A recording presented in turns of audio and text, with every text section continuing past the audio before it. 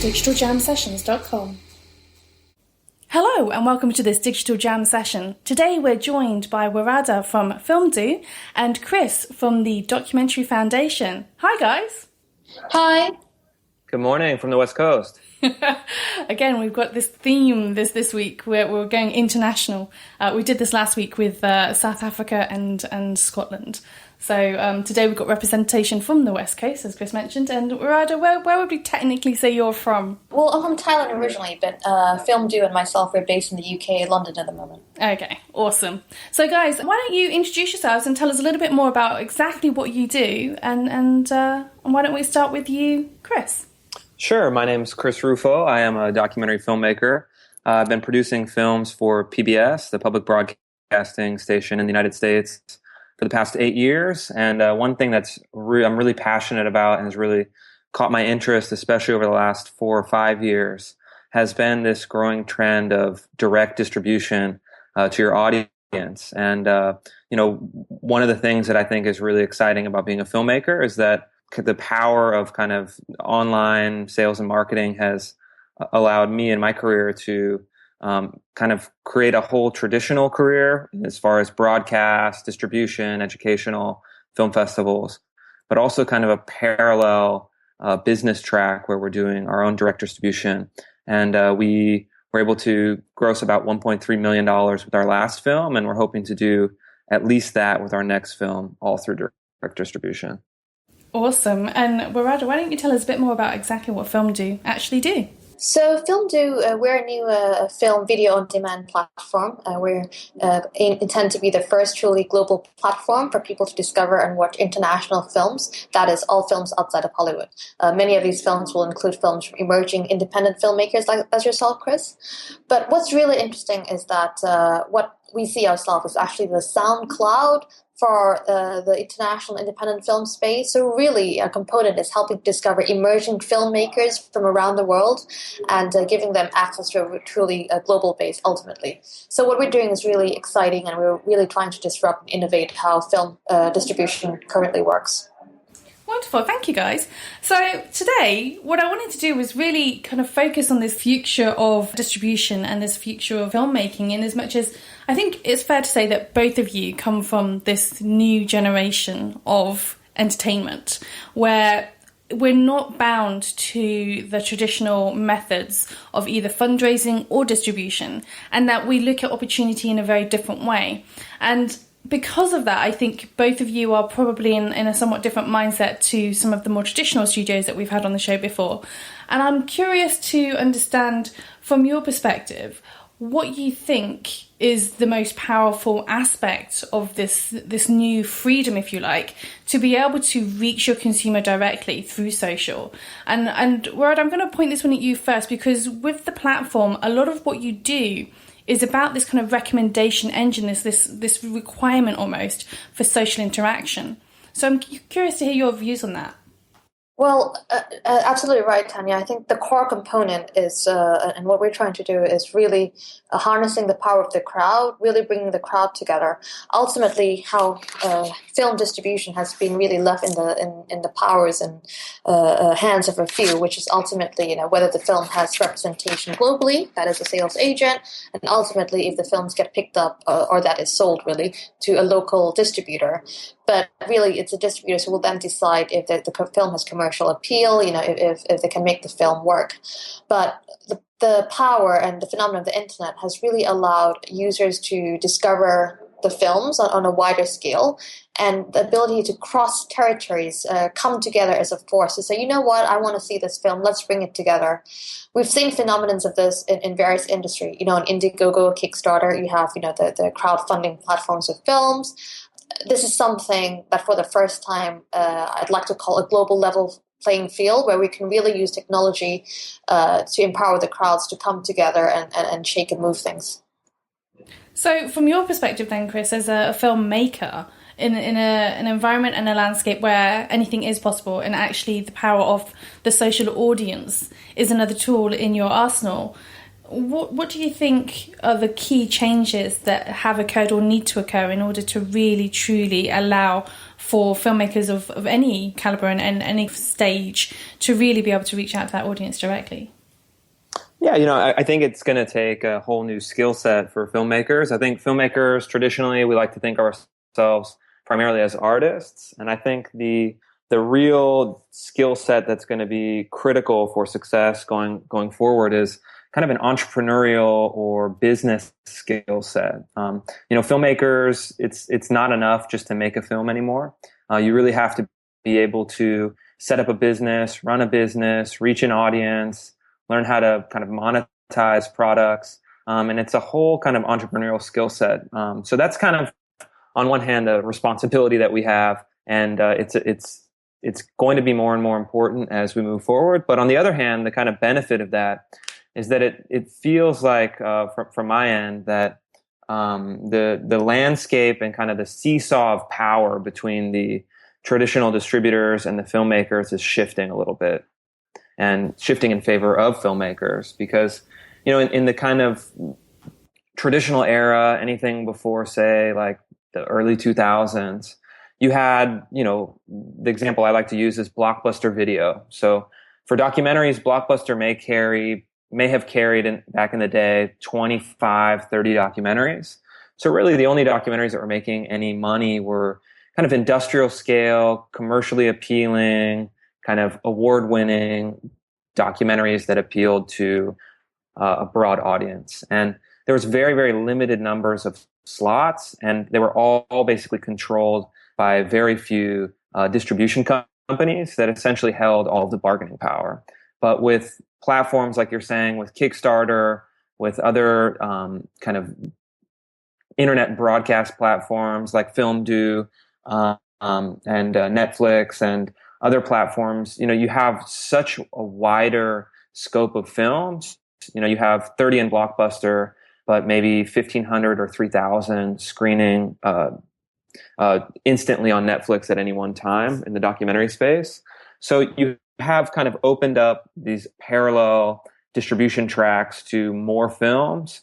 And then I think what's really powerful is that if filmmakers can kind of in almost a Marxian way seize the means of production and distribution, we can actually become kind of micro businesses and micro entrepreneurs just with our own film products, where you are, reaching out to your audience, selling to your audience, collecting customer information, most importantly, that email address, and then building kind of a business almost outside of the traditional means of distribution. And I think what we'll see in the next 5, 10, 15 years is that as more and more filmmakers get on board to this new paradigm, you're going to see a lot more films getting made and then a lot more filmmakers being able to support themselves. It's interesting that you say this, because I do think that there is something to be said for the fact that, and I say this with care and affection for the industry because I love you all, but there is this conflict, if you like, with people who tend to be fundamentally creative, so these writers, producers, directors, etc., who are not necessarily commercially minded and have issues with understanding necessarily or learning the skills necessary to market their film, to make the best commercial opportunity for their films and position them correctly and communicate to mass audiences. There are definitely a lack of skills and a lack of understanding for actual filmmakers themselves, and certainly independent filmmakers, to necessarily do that, because traditionally that's something that if you went to a big studio, they have their marketing team, they have their social team, they have these digital teams, that's their job, that's what they'll do. They'll go out there, they'll sell your film, they'll market and communicate that film for you, but it's not something that you as the individual filmmaker need to necessarily understand those tools or understand how that infrastructure works. But as we move towards this digital future, if you like, this cloud landscape, as Aurora might put it, there is definitely this need to be the person who knows it all, a bit of an odd job kind of person that just knows how to do all of these different components. So I definitely think that there's something to be said for the notion that independent filmmakers are definitely becoming more of a one-stop shop and more of an entrepreneur. On the flip side of that, though, I think that there's this interesting emergence of what we're seeing with YouTube content creators or Vine content creators, or people that in the most traditional sense a lot of people wouldn't necessarily term them as filmmakers. And that's maybe a form of snobbery, that's maybe a form of one-upmanship, but they certainly wouldn't consider them necessarily in the same group. But at the same time, these people are probably more effective when it comes to understanding marketing of their content and also their own positioning. And I'm curious whether or not you think that there is any skill sets there to be learned from this generation of YouTube content creators or, digital content creators in general that could be applied to traditional filmmakers. Of course, yeah, definitely. I mean, I think, wherever you can learn a good lesson, it's worth learning. So I think certainly kind of like the YouTube generation, short content generators, viral content generators, those lessons don't always apply to kind of a feature film or a feature documentary, but oftentimes they do. Other content creators, my own kind of learning, I'm learning constantly from everyone across disciplines. So I study musicians, writers, visual artists, content marketers, people that have any kind of marketing skill, entrepreneurs, startups, tech companies. I think there's a whole world of skills out there, and if you can kind of adapt other people's strategies and successes to whatever medium that you're in, I think you're at a huge advantage because you can essentially mine the best knowledge and strategy from all of the different places. And I think, yeah, certainly, I mean, YouTube content creators have a different product, a different sensibility, a different demographic, but, you always should listen. If people are drawing millions of viewers that are really passionate about their content, there's probably something there. And I think, there's also a whole, a host of literature on the subject. So you look at a book that I just finished by Jonah Berger, a professor at the Wharton School of Business at University of Pennsylvania, called Contagious. And, it's a very serious economic, social science, thinker who's packaged a book about what makes ideas spread. And this is everything from viral videos to the New York Times most shared list to slogans to marketing campaigns of restaurants. And one of the things you'll learn is that it's like a core set of ideas that really empowers a lot of media across different platforms. And I think we're very wise to pay attention. Absolutely. But Waraja, I'm kind of curious from your perspective. Obviously, you're talking about a new and different approach to licensing, if you will, and the nature of this kind of cloud platform for distribution. One of the things I'm very aware of is that a lot of our listeners may not necessarily be aware of exactly how licensing works or how the distribution structure works. And I wonder, from your perspective, how do you feel that you differ from the traditional methodology, so to speak? What we differ is in accelerating that distribution process rather than changing it. But because essentially, as I said, especially if you're an independent or international filmmaker, especially for small and medium-sized production companies or sales agent, you often don't own the distribution chain end to end. So effectively, what we're doing is if you're the right holder of a film, you don't need to have someone represent the film globally to try to sell that film for you. You don't need to find a local buyer for that film, a local distributor. And then sometimes, even when you have a local distributor, you often can't even put the films directly on a VOD, online platform. Sometimes you have to pass through what they call a layer of content aggregator. Many times, these content aggregator will end up charging independent filmmaker anything from $500 to $1,000 per film to get it in the right digital format. But what they do is obviously they help get that film across as many platforms as possible. The reason being that a lot of these online platforms don't want to deal with a lot of the smaller contracts. So effectively, what we're trying to do is we're trying to be the friendly, easy, promotional friendly place for people who don't often have the resource to market these films and then ultimately get these films distributed and access. So coming back to what you mentioned earlier, Tanya, absolutely. I think in this day and age, it always helps if an independent filmmaker is a little bit social media savvy, because obviously any help or anything they can do themselves, if they can reach out to their fans, if they can do more, will help with that. But if they don't, and I know a lot of creative filmmakers who often say, "Oh, I'm only involved in the creative process. Once I'm done with the film, I just want to hand on, the film to the sales agent, and I want to move on to my next film." Fair enough. But if they're not fond of the marketing side of it, I think it's important to know where they can go for that help. For example, I've seen, if it's YouTube generations are doing well, there's a lot that they can learn from them, or often even partner with them. Maybe even bringing a YouTube star to star in their film. What can they do together to harness on that as part of the creative process? In fact, I know quite a channel called Wong Fu Production, a Chinese American YouTube channel. They have a very active YouTube channel, and now they're looking to produce their own first feature film, I think crowdfunding as well. So I think that there's a lot of fluidity and the line is blurring. But fundamentally, it's knowing where you can go for that help, and Filmdoo is trying to be at least a resource or friendly platform to help emerging filmmakers and films that otherwise would not really get distributed otherwise. Absolutely.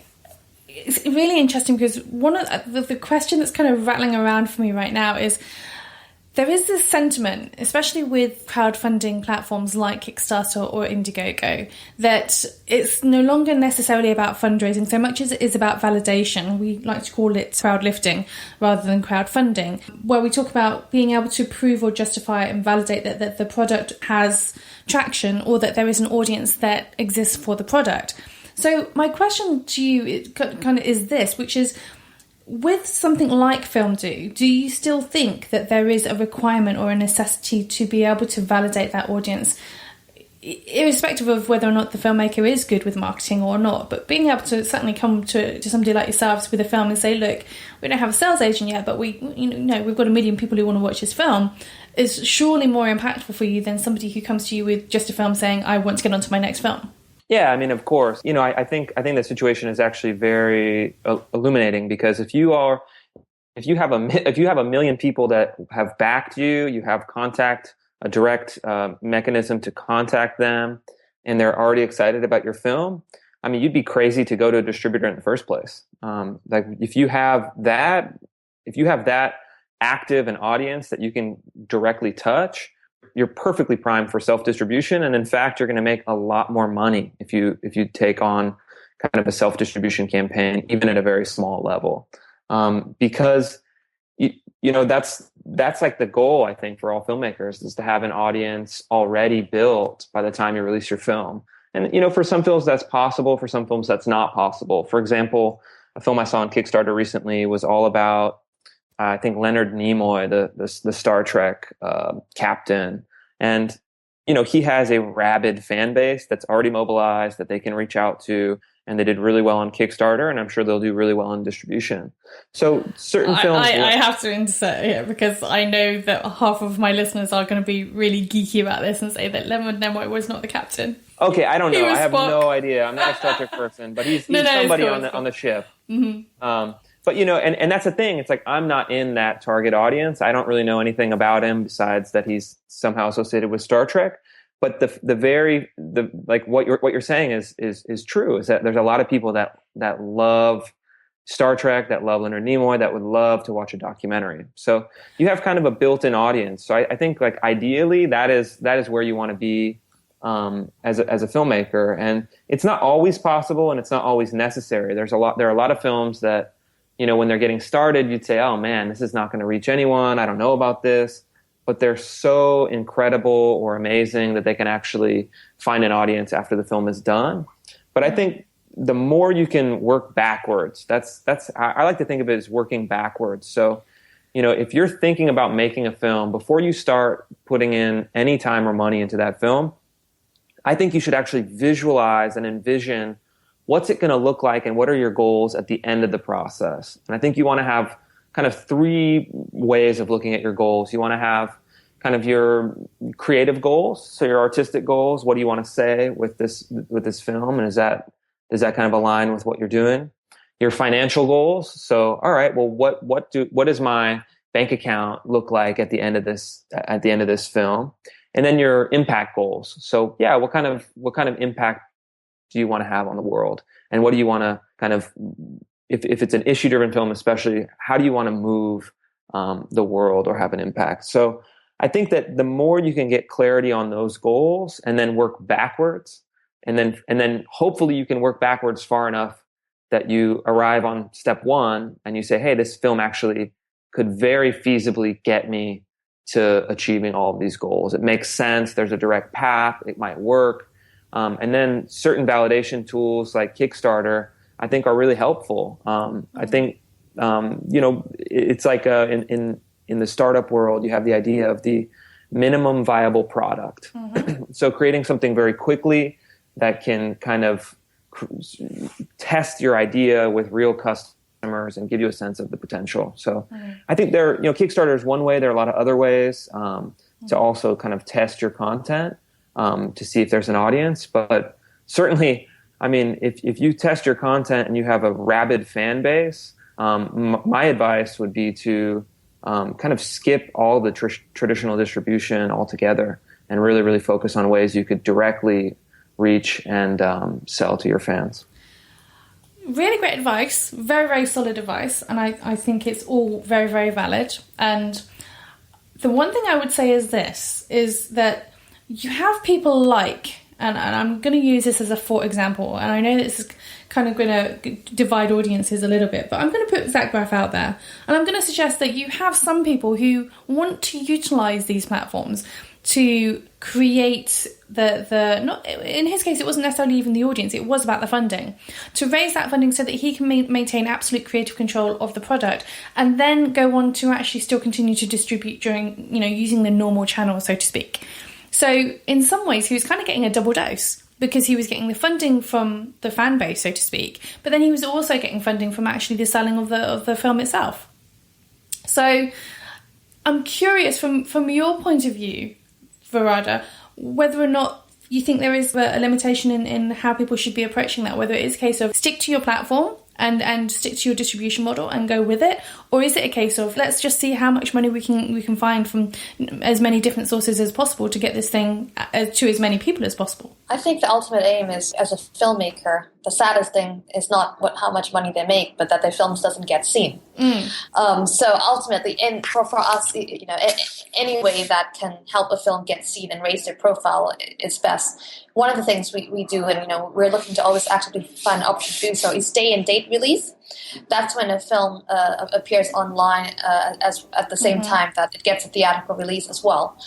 This is increasingly becoming a more popular phenomenon in many countries. But what that allows is also, to capitalize on any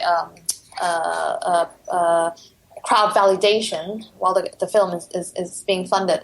But also, if it does get mainstream theatrical release, then the marketing can leverage on that theatrical marketing campaign as well.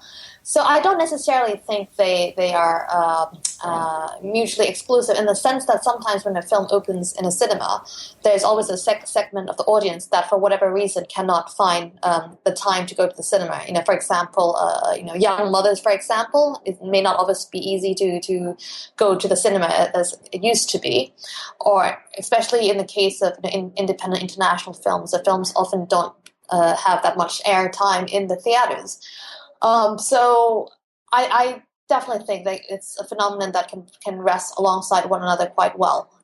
But where it is harder to get traditional theatrical release, online is a space that can allow you to reach out to as many audience and internationally, globally, as fast as possible as well. Is that somewhere you see yourself expanding out into? From your perspective, you're all about the cloud at the moment, but do you think you'll get into theatrical release at some point? We're already doing day and date at a film festival releases for some films. So many of the films we are the first to bring to the UK where we currently operate. But yes, absolutely. For us, where it's in the benefit to help that film raise a profile, that's something we'd really like to help upcoming filmmakers. Okay. So from my perspective, one of the things that we like to ask all of our guests at some point in the show is for them to share with us their thoughts and their views on what they think the future of their industry will be, whether that's a technological change, a cultural change, a innovational change that needs to happen, or that they think is coming within the next 5 to 10 years that will change the way that they do business. And I'm curious to hear your take on this, Christopher. What do you think is going to be that key shift that's going to change the way that you do business, for example? Sure. So I guess my prognosticating and my kind of vision in the future, I'll go out on a limb, and my prediction is that in the next 10 years, we're going to see a lot of the kind of small and mid-sized distribution companies, kind of the traditional distribution companies, go out of business. I think that you're going to see this kind of polarization of the distribution marketplace where you have some of the biggest platforms that stay in business and the biggest studios and distributors. So your, in the US, your major film studios, and then your major kind of distribution platforms, Amazon and Google and iTunes and Netflix and all of them. And then you're going to see on the bottom end a lot of individual filmmakers and smaller kind of niche and specialty platforms that are really successful. And I think what you'll see is that as individual filmmakers figure out these ways to directly reach an audience, directly kind of share their films and directly make a living, essentially cutting out the small middleman that I think historically hasn't served filmmakers very well. I think you're going to see basically this kind of very interesting polarization into like small niche content that is filmmaker driven, that is almost like a return to the cottage industries of the past, kind of the micro business, micro cinema type platforms. And then I think on the top end, your big budget action movie blockbusters. And I think, for me, it's really exciting because I think overall more filmmakers will be able to make a sustainable living, distributing, making and distributing their films and building really kind of niche, passionate audiences around their content. Awesome. Well, and Warada, what do you think is going to be that significant shift for you?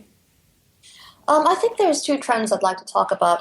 On the one hand, what's great about online is that you're decreasing the window of distribution. So normally, what would take longer for a film to reach users from theater to TV to subscription to online, etc. It can be anything from a year to 2 years. But going straight online or helps. Ultimately the viewer wins because they get that film faster. But what that means is that I think there's still a room for theatrical in being something more high end, something around thematic.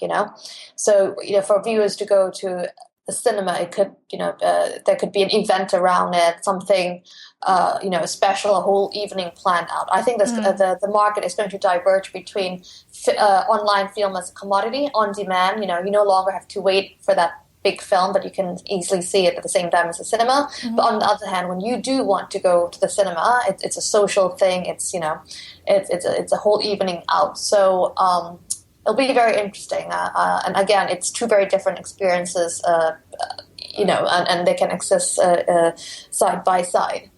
The other trend I'd like to point about is that what's been interesting in the online space is obviously the cost and the ease of digital production and filmmaking has made it easier for a lot of people to now produce their own film and ultimately put that film online or self-distribute or etc.